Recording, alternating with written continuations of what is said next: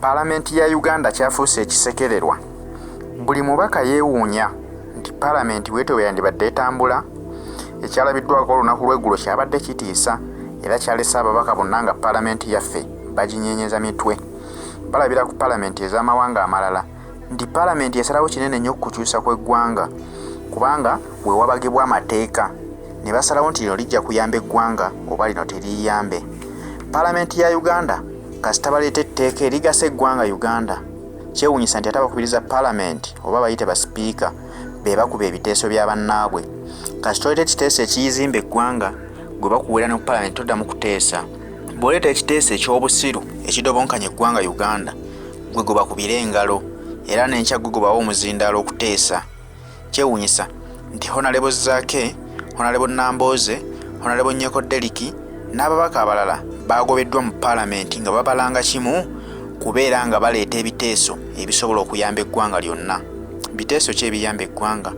Nti babadde bavumirira ku kitulugunya bannayuganda. Babadde bavumirira engeri amagye gye gakolamu emirimu gyago ku bannayuganda. Wabula bo babalabye nti be balabe aba paalamenti era ne babaweera tebagenda kuddamu kutula mu paalamenti okumala entuula 3. Kyokka abateesa ebintu ebitazimba ggwanga nti batinya matama baleese ensonga zaabwe nti Honorable Zaake yanvuma era ne baleeta n'obutambi bwabwe ne buzanyibwa mu paalamenti obulaga nti Zaake abavumye. Be bakubira engalo era n'enkya be bawa omukisa nti bateese baleete ensonga endala bwe zityo. Kya nnaku nnyo nti ababaka bano abagobeddwa mu paalamenti be balumirira omuntu wa wansi kubanga paalamenti teriiwo kuteeseza ffe abali mu paalamenti tuteesezza ki ekitutwala mu maaso. Lwaki gundi avuma nze mubaka munne? Nedda. Paalamenti eriwo kuteeseza ggwanga lyonna. Y'ensonga lwaki nti ababaka babeera mu paalamenti bajja eno mu byalo muffe be basaba obululu bagende batukiikirire. Kitegeeza nti omubaka aba alina kutwalawo ensonga z'abantu abali ku kitundu kye kyakiikirira. Kati ye omubaka aleese ensonga nti bannakibiina ky'NUP lwaki bo babalibwa nga batali bannayuganda? Lwaki amagye gabayisanga abatali bantu? Kitegeeza akola mulimu gwe kubanga ekyamulondesa olwanirira ddembe lyabwe. Oyo tabaliddwamu magezi era bagobeddwa mu paalamenti ne bagamba bagenda kumala entuula 3 nga tebatuula. Paalamenti neeyo yawambibwa. Kitegeeza nti bakola Mwai Museveni byayagala so si bo beetengeredde ku bwongo bwabwe. Tujjukira nti paalamenti yalumbibwako gye buvuddeko amagye. Honorable Kyagulanyi Ssentamu yali yakayingira paalamenti eyo ne bateekawo embeera nga balwanirira eddembe lya munnayuganda nti constitution yali etogaatogebwa buli kaseera ne bagamba temukkiriza kuno okuddamu kugikwatamu, temukyusa buwaayiro obusigale nga bwe buli. Ekkomo ly'omukulembeze ku myaka libeerewo wabula babayiira amagye ne babakubakuba bamenya Honorable Betty Nambooze omugongo ne gye buli eno teguddangawo okutereera. Kati ku kino kye baalabyeko embeera eyabadde mu paalamenti y'eggulo ereetedde ababaka okusattira nga bagamba nti oba olyawo bayinza okuddamu ne batuleetera amagye agaakuba luli ababaka naffe ne gatuddamu kubanga era ensonga ezabaddewo zabadde zeekuusa ku kiwamba bannakibiina ky'NUP ku ngeri gye babawambamu His Excellency Robert Kyagulanyi Ssentamu ng'atuuka ku kisaawe era ne batuuka n'okusaba nti balage obutambi obwo mu paalamenti kubanga ababaka ba paalamenti abamu bagamba nti kirabika tebaabiraba ebyali bigenda mu maaso. Kati nga basazeewo babirabire wamu ne bannaabwe mu paalamenti kyagaaniddwa. Kitegeeza nti paalamenti eri mu buwambe lwakuba tebasobola kwekubira ndulu nti bannayuganda tubataase paalamenti naye nga amazima amatuufu paalamenti yawambibwa dda. Tekola byeteekeddwa kukola, ekola Mwai Museveni byayagala. Mmwe nga mululabanga bwe luyina okubeera naye nga si bwe luli. Uganda tumumanye nti tulina ebifuga Uganda, ebintu ebifuga Uganda. Tuyina judiciary, tuyina paalamenti, tuyina simanya state, tuyina byamasiga ngaago ana obaana bwe gatyo. Naye ebyo si bye bindeese nzize kutunuuliza nti olunaku olwaleero mujjukira olunaku lwatogikwatako olunaku lwatogikwatako President Robert Kyagulanyi bwe yali mu paalamenti abasajja ne basalako paalamenti nga bagezaako okulemesa paalamenti okugenda mu maaso. N'olunaku olwaleero wembagambira bino gye buvuddeko essaawa emabegako katono Speaker wa paalamenti oba muyite deputy speaker Tayebwa awaliriziddwa okuyita code bayita batya sergeant of arms okusobola okufulumya abasirikale ababadde bawambye Parliament olunaku olwaleero, naye nga mmwe bwe mujja okitegeera n'abajja kiwulira bajja kiwulira kibadde kya mpolampola kya mangu abantu abalala balime kitegeera, naye Parliament olwaleero erezzeemu n'ewambibwa. Ewambiddwa nga bagezaako kiki nno kye babadde bagezaako kiki kye babadde bagezaako okwewala. Olunaku olwaleero ab'oludda oluvuganya gavumenti nga bawakanya enkwatibwa gye bakwatamu abantu baabwe, nga okutandikira ddala ku His Excellency Robert Kyagulanyi Ssentamu yakwatibwa ku kisaawe Entebbe. Olunaku olwaleero bazze okuwaayo basabe Parliament okuzannya akatambi ka His Excellency, enkwata gye bamukwatamu n'okuzannya akatambi gye bakwatamu ba Secretary General n'okuleeta obutambi enkwata gye bakwatamu abaana. Naye embeera ebaddewo embwa waliwo nabadde wano awandiise wano ekigambo nti obubwa bwa Nuupu. Okay, tuli bubwa naye tubawe wano obubwa kabubawe bye muyina okuwulira.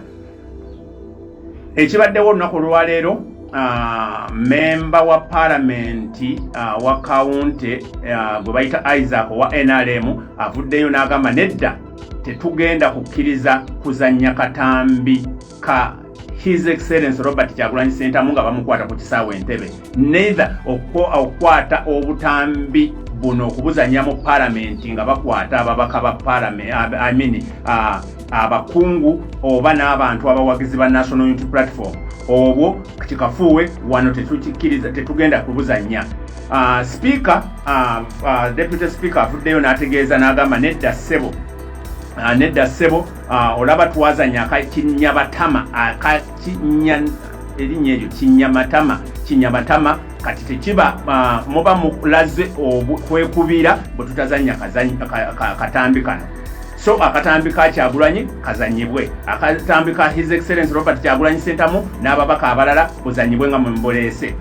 Amangu ddala ago kulira oludda oluvuganya government, his Honorable Mathias Mpuuga avuddeyo n'ategeeza Parliament n'abategeeza nti muganda wange ogenza okwogera okuzanya akatambi kano nga avunaanyizibwa ku IT wa Parliament, oyo ayina okuzanya obutambi nga bwe bazanya akakinyabatama akazaake ne kinyamatama. Omusajja oyo awambiddwa tali mu Parliament essaawa zino. Bagezezaako okumunoonya nga abasajja bali abayingidde n'emmundu. Wabaddewo omubaka gwe neerabidde erinnya wano avuddeyo n'ategeeza Speaker nti abasajja abayingidde n'emmundu mu Parliament tubadde tusaba Parliament mubafulumye. Era amangu n'embiro Speaker awumuzzaamu, Deputy Speaker awumuzza mu Parliament n'ayita babayita abasirikale ababeera abavunaanyizibwa mu kukuuma emirembe mu Parliament, babayita ba Sergeant of Arm ne bayita ba Sergeant of Arm basobole okufulumya bano abasajja abayingidde mu Parliament n'emmundu. Ku luno babadde mu ngoye za bulijjo, tebambadde busuuti nga bwe baaliko mu togikwatako. Ekirala Zaake bwayimise ng'alina kyayagala okuteesa okuvaayo okunnyonnyola bannayuganda, Parliament ku flo ya Parliament, awaliziziddwa okutuuzibwa. Deputy Speaker amugambye tuula wakati mu kuŋoolebwa kw'ababaka abakyala. Ababaka abakyala aba NRM baŋŋodde Zaake ne bamulemesa okubaako byateesa era ne bamutuuza n'atabaako byateesa. Ekirala, David Muhoozi oli yali omuduumizi wa poliisi, yali omuduumizi w'amagye ga UPDF, avuddeyo n'agamba n'awolereza poliisi nti poliisi okuvaayo n'egenda n'ewamba oba n'esalako ekitebe kya National Unity Platform. Ebyo bye baakola makula nnyo, kubanga National Unity Platform yali yetegese omukolo ogwokubiri mu mikolo omulala. Era bano abantu aba National Unity Platform aba National Unity Platform okujja ne babasalako kyali mu mateeka, kubanga waliwo olukuŋŋaana gaggadde olwali ekitugumu ate nga tebasobola kukkiriza lukuŋŋaana lulala kubeera muno. webigenza okuvuunikira okwetooloola bwe biti nga wabaddewo akanyoola bica okugamba nti ffe twafuluma muno mu kwekandagga nga twagala gavumenti ennyonnyole enkwata gyekwatamu aba National Unity Platform ate tukomyewo embeera bweti bwebadde ne bazikubamu ne zaaka era okukakana nga deputy speaker Tayebwa agobye honorable zaake mu parliament n'agoba Joyce Baagala mu parliament n'agoba Frank Kabuye mu parliament n'agoba namboze bakireke mwogedde n'agoba naani omulala awo agobye ababaka bataano aba National Unity Platform okumala ennaku 3 nga tebatuula mu ntuula za parliament. Kabuye Frank, Nyeko Derek, Joyce Baagala, Betty Namboze ne zaake abo bo bamaze ne bagobwa mu parliament. Twagala okubategeeza nti parliament okugiyita empuku y'abanyazi tuba tetugivuma. Ekiri mu parliament tosobola na kidowoozaako nti n'akatale akamubuulo kano ke wali ogenzekako omubuulo akatunda ennyaanya akatunda emboga akatunda ki kabeera organized okusinga ne parliament ya Uganda. I repeat this nti akatale akamubuulo akatunda ennyaanya n'emboga ku makubo eyo gy'okalaba ne katunda n'emivumba bano abeetikka ne bajja n'ebimotoka ebyo nga biwanvu babisibye mu budeeya. They are more organized than the Parliament of Uganda. Ebyo nno bye bigudde mu parliament n'amawulire abalala mujja kuba mugafuna agagenda okwekuusa ku mbeera eyo eri mu parliament. Bwetyo bweri parliament olwaleero esaliddwako mu mbeera yonna ebaddewo. Ba National Unity Platform okuyita mu mwogezi waayo Joel Ssenyonyi bavuddeyo ne bategeeza ne bagamba nti tebagenda kuddamu kukola kugenda mu nsonga za Wagandya ne Human Rights Commission Human Rights eya wano eya Wagandya olw'okubeera nti po nga bagamba aba National Unity Platform bagamba nti Wagandya n'akakiiko aka Human Rights beekobaana na bano abasajja beekobaana na bano aba National Resistance Movement okusobola okubeera nti abantu baabwe bawambibwa. So tesobola kutwala musango Wagandya ate n'obeera ng'ofuna obwenkanya kubanga ababakwata ate be baloopayo ate nga nabali bennyini abakakiiko National Resistance Movement NRM yebawa emirimu. Ekirala ekiringa ekisembayo nabagambye mbiyitamu kipayo Wagandya oba Wagandya gonna amanya bagambye mbiyitamu kipayo nti mbawa breaking news kubanga abamu muyina ogenda owa SSP essaawa ze ziweze sagala muyingirira mu dakiika ze. Ekirala kyenjagala okubagamba amawulire olwaleero era getufuna banka eya Centenary Bank nayo yeegasse ku Equity Bank ate ng'ezo ze twakamanyaako. Gwe muganda wange bulijjo tukugamba ebintu bino n'obiyita nti toli mu politikisi naye atali mu politikisi otereka mu banka. Twavaayo luli ne tubagamba mwalaba akatambi ffe tulaga butambi twalaba omusajja omu ng'akaaba nga sente ze zivudde ku Equity Bank. Olunaku olwolwa ne tugamba abantu ne bagamba twesiga Centenary Bank nga nange mwendi. Olunaku olwolwaliro era tufunye akatambi ng'omukyala sente ze zonna teziriiko. Tusiba tubagamba nti bw'oba toli mu bwangu nnyo funa bw'okwata sente zo ozigulemu ebintu ebikalu ebitegeerekeka gamba ng'amataka ate baleme kukuguza lya mpewo. Sente za banka musooke muzeesonyiwe. N'ekirala njagala okuwa amagezi abantu baffe abatereka sente mu banka nti sente yo gy'oterese mu banka gwandaba olwaleero luno sente yo oba network Brad kibadde ki network ebadde ki Mahaluwa Kristi network wamme ebadde ki network ambize wano ngandaba aka erietya mumbulire sagala kukola ki baganda bange njagala okubategeeza buli atereka sente mu banka ya Uganda buli atereka sente mu banka yonna oba yuddawa sente ezo zibeera insured. Network kiriya wammakale bali abanyampe babeerako ne baasama bwasa naye natamu omuntu ayogera ekigambo network ngambadde enkola baba banoonya oveeko. Wamma thank you very much. Omuntu yenna ng'otereka sente mu banka n'osanga sente zo nga zivuddeko mu banka nga sigwe wazijjako sente zo zibeera insured. Buli wotereka sente mu banka olina olupapula lw'ojjuza sente ezo banka ebeera insured. Sente zo zibaako insurance. Sente zo zibeera insured. Obeera insured. Sente zo zibeera insured.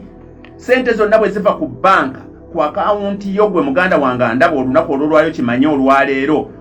Genda va wano sente zo bw'ozisanga sigwe wazijjako nga ddala oli mutuufu, genda ku poliisi olipotinge. Bw'omala okulipotinga nti banka yaggyeko sente zange ku akawunti, sente ezo mu nnaku ntono nnyo sente ezo bajja kuba bamaze ozikuddizaako. Sente ezo zibeera mu insurance, sente zonna ezibbibwako banka, insurance yerugwamu. Insurance yerugwamu kubanga banka ezo zemuterekamu sente zibeera insured. Mukitegedde? Abantu abali mu Uganda n'abali e Bunaayira sente zo bwe zivaako ku akawunti yo, njagala okukutegeeza teriiyo sente mu Uganda, mu banka zitabeera insured. So bwe tebakubbako sente, mu abantu abamu bababbako sente ne mudde ewaka ne mukaaba amaziga, don't cry, just go straight to the police, you report the case. Wadde police era ebimu ebikola bwekyo, naye mu mateeka genda ku police reporting a case nti sente zange, kubanga waliwo n'omusango gwe bayita ebbali nti obtaining money by false pretense, nti okufuna sente mu lukujjukujju ne banka esobola okuggyako sente ku akawunti y'omuntu nti ng'ekozesezza eryetteeka erya obtaining money by false pretense banka. Kati ate banka yo bw'eba ezibbye, ate yo banka eteeka loss ku gundi, banoonyereza sente zaabuze zitya biki ono si ye yaziggyeko, insurance esasula. Bannyinange ne baganda bange ne bato bange ne bajjajja ne basenga ne bataata abatereka sente mu banka mubeere bagezi. N'ekyokubiri mwebeereremu. We already told you that nti banka za government ya Uganda era ekiridde wansi nga tekyalina wadde ekikumi, teyina sente. Basooka bagamba sente ziri ku mobile money. Nze bwompeereza akasente bwe ziba emitwalo 2 ne bwe giba 2 saawa nzijjako saawa ezo okujja ng'ozimpadde kiro. I don't keep any single money on my mobile number. I don't saawa zino nkyawa abantu baffe amagezi. Oyina okutereka sente mu banka kubanga osobola oziterekamu kubanga ziba nnyingi. Bw'oba tozisobola kwata sente zo zigulemu amataka, ate n'ettaka sooka olisurveyinge, sooka omale ettaka oterekemu sente zo. Mwe baganda baffe abali ku kyeyo muweereza sente mu mabanka ne muziteekayo, temumanyina bibafaako. Sente ezimu zisuuka akawunti ezo bw'oba ogitaddeko ne bw'oba ogiteekako buli lunaku, naye nga tojjaako akawunti eyo efuuka dormant, of which when you come back you can't withdraw your money. Era omala kusayininga lupapula n'okola olupapula ne baddamu akawunti eyo nebeera reinstated, then n'oddamu okubanga osasula sente okugjayo sente ezo. Naye bw'oba otereka sente ne bwe ziba mwaka ku mwaka naye ng'oterekayo buli lunaku, banka eyo akawunti eyo ebeera dormant, oba naawe tokyasobola kugjayo sente. N'ekirala, bw'oba toyina nnyo makulu ga kutereka sente mu banka, don't waste your time to keep your money mu banka za Uganda because government ya wano tekyalina sente. I repeat, totereka sente ng'oli musiru kubanga sente zo zigenda kuyamba ku government ya wano okwongera okutulugunya.